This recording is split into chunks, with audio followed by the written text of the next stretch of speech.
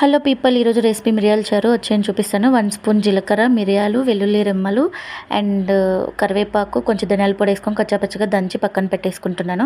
So as usual రసానికి పోపు పెట్టుకుంటాం కదా, అలాగే పోపు పెట్టేసుకున్నాను. ఒక మీడియం సైజ్ ఆనియన్ అండ్ 4-5 వెల్లుల్లి రెమ్మలు, 4-5 ఎండుమిర్చి, ఒక మీడియం టమాటా వేసుకొని బాగా మగ్గిచ్చేసుకున్నాను. మగ్గిన తర్వాత ముందుగా చింతపండు అయితే నానబెట్టి పెట్టేసుకున్నాను.